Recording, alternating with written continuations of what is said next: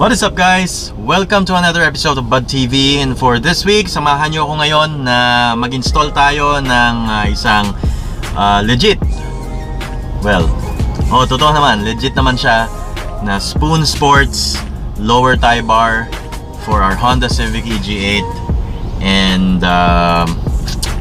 matagal na nasa akin to, nakatago lang sa ating pinagtataguan, sa ating stash, and I thought of having it installed para hindi ko na siya makalimutan. Kasi pag hindi ko pa siya kinabit, baka makalimutan ko pa siya at hindi ko malaman at hindi ko maalala na baka meron pala tayong ganon na Spoon Sports na lower tie bar para sa ating Civic EG. So samahan nyo ako as we install yung tie bar natin. But before we proceed, huwag niyong kakalimutan to give this video a thumbs up, comment down below for any questions, comments, or suggestions, and huwag niyong kakalimutan to subscribe to Bud TV if you haven't subscribed to the channel yet. And huwag niyo rin kakalimutan to click the bell icon to get notified on our future videos para updated tayo lagi sa mga videos natin dito sa channel. And mag-i-English lang ako sandali guys kasi I have noticed that there are a small percentage of subscribers that we have coming from the US and Canada, so I want to say hi to them, and I want to say thank you for their support and in watching our videos, and thank you for subscribing to Bud TV. I hope you learned something from it. If you have your own builds back there, I hope some of my videos help you a lot. So thank you, and I really appreciate your support. Keep on watching the videos and sending our love here from the Philippines, okay? So ayun, Tagalog na ulit ako. So ayun guys, wag na natin patagalin. Kabit na natin yung ating Spoon Sports na Civic EG8 lower tie bar. And so andito na tayo sa ating installation, no. So yan yung ating Spoon lower tie bar na ikakabit natin dito sa ating EG. And getting ready with that, ina-align na ni Master Jess yung ating lower tie bar sa ating ilalim. So if you can see, ang existing setup nito ay merong dog na subframe, and upgraded siya with the stock Civic EG na sway bar.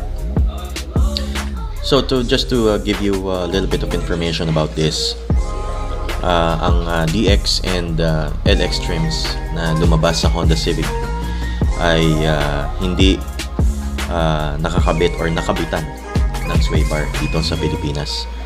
Ang meron lang nito ay yung ESI na trim na meron tayo dito. So I was also, and kinabitan ko pa siya ng ganyan.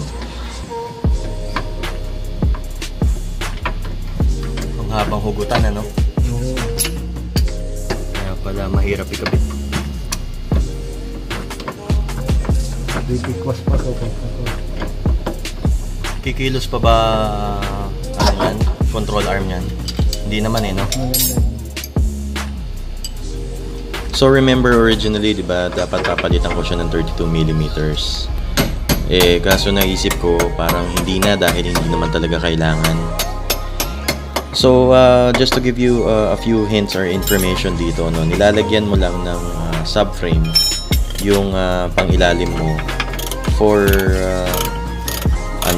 for extra protection, lalo na pag maglalaki ka or magpapalit ka nga ng 32mm na sway bar para hindi siya mamunit ng chassis. So yun yung primary use ng sway bar. So ito, yun nga, kadalasan yung iba ginagamit just for bling bling, yung sinasabi nga nila, pero it has a very important use, lalong lalo na pagka tama yung thickness na kinabit mo sa iyong sway bar.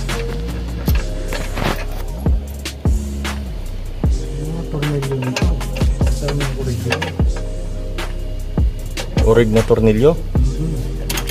Wala, yan talaga yung kinabit natin, kasi itong kotse na to hindi siya top of the line hindi naman to ESI Walang ganito dati, diba? Ang ESI lang ang merong ganyan.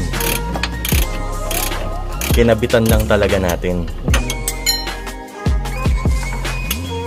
So initially, ito yung bala kong gawin dyan. Tanggalin namin yung sway bar kasi hindi naman siya kailangan, ano, lalo na pagka kinabit ko na yung lower tie bar natin.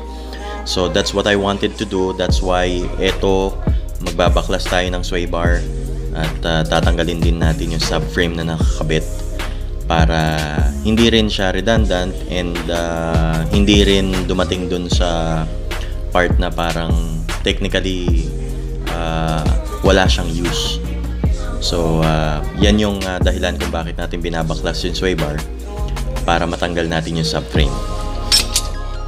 So eto na nga, malapit na natin matanggal yung ating subframe.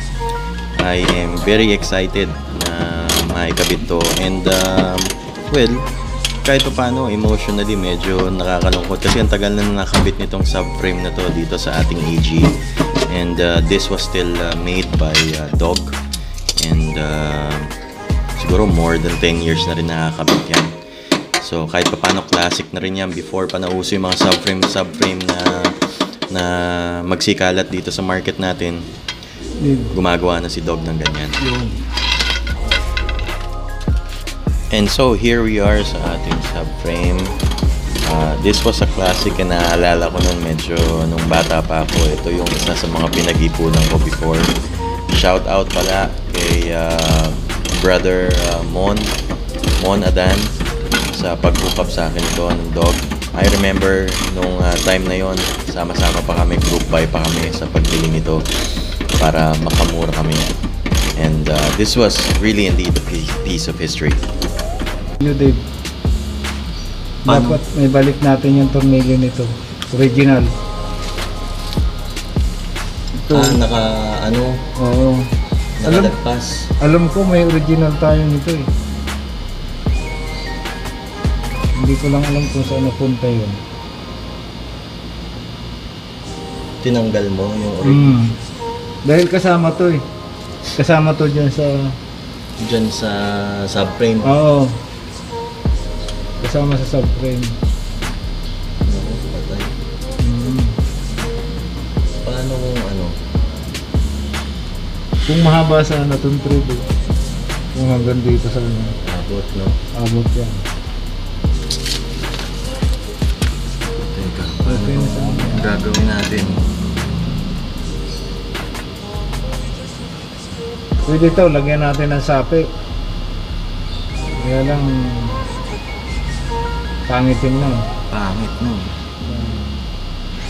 Paano kung ibalik na lang natin Alay. ang subframe? Yun. Di ba? Sige, balik natin. Teka, sige.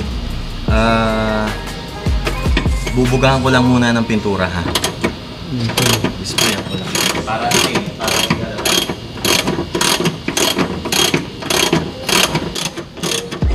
So yun na ngayon na pagdesisyonan ko. I've decided to retain yung subframe natin and leave it for the meantime. Ngayon, bibigyan ako ng chance nito na makapag-isip kung ano ba talaga yung dapat kong gawin. I-retain ko ba siya or tanggalin ko rin siya. So yun yung pwede kong isipin. But for the meantime, i-retain na lang muna siya sa ngayon para naman hindi maging pangit yung pinalabasan, kasi hindi ko makita yung original bolt niya. Habang hinahanap namin, makapag-isip ako kung ano ba dapat yung gagawin ko.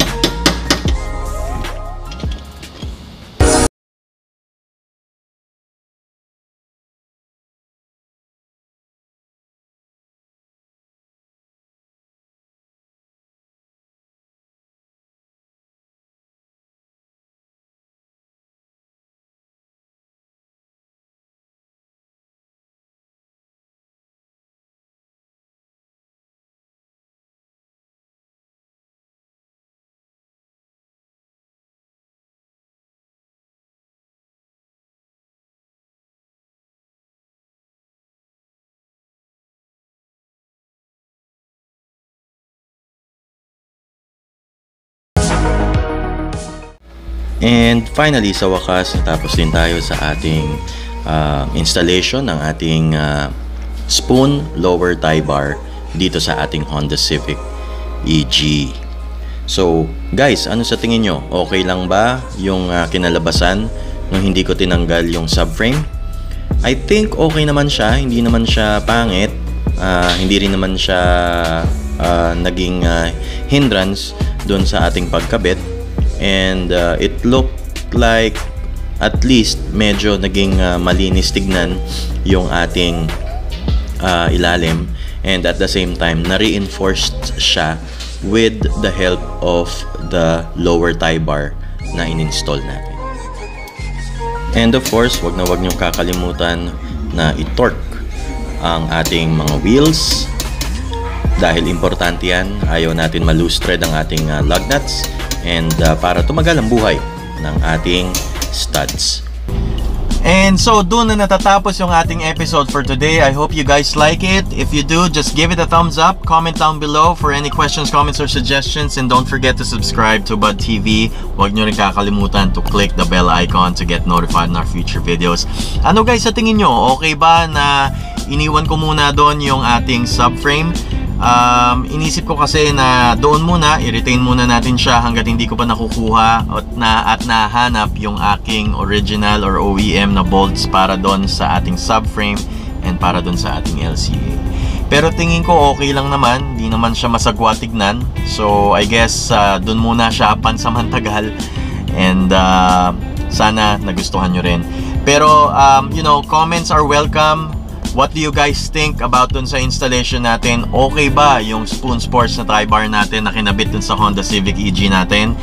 And put down your comments. Put down yung mga suggestions nyo or yung opinions nyo dito sa ating installation. And really appreciate your comments on our video. So, hanggang dito na lang. Oh, before pala gusto ko lang palang i-shout out yung mga friends natin dito sa local vlogging community ng ating mga sasakyan. Puntahan nyo yung kanilang mga channels, and marami rin silang magagandang videos na pwede nyong mapanood aside from our channel. Okay, so shout out kay Kuya Ven ng Ven Vlogs. Shout out din kay Kuya Wenier or Wen ng Wen Vlogs. Shout out kay JC ng JC Vlogs. Shout out kay Mark ng Carcast. And salamat and shout out din kay Papa Rico ng RJE Vlogs. So puntahan nyo yung kanilang mga channel, makita nyo yung kanya-kanya nilang mga build and yung mga vlogs nila, and I hope you like their videos. Okay? So dito nagtapos sa ating episode today. Thank you for watching. Huwag niyong kakalimutan yung ating car feature episode this coming Saturday. It's all about 2017 Subaru Levorg GT, and maganda and interesting tong video na yon this coming Saturday kasi it's a legit JDM car pero left-hand drive, and nakakapagtaka kasi nagkaroon ng ganong unit dito sa Pilipinas. Oo, alam natin na merong Subaru Levorg dito pero walang Subaru Levorg GT. So this is an interesting story, so don't miss it. Panoorin natin kung paano nagkaroon ng ganito. Only 2 in the Philippines ang meron nito na Subaru Levorg. So huwag nyong kalimutan to watch the video on Saturday. Okay, click nyo na yung bell icon para ino-notify kayo ni YouTube na magpe-premiere tayo. So we're going to do a premiere para sabay-sabay natin panoorin, and we will have a live commenting section, and para makapag-interact tayo. So the owner of the car, si Kuya Manito, will be there with me. So you can go ask questions to him while watching the video, and magkita-kita tayo doon sa ating premiere ng car feature video for Bud TV. We'll see you on the next episode. Stay safe. God bless everybody. Marami pong salamat.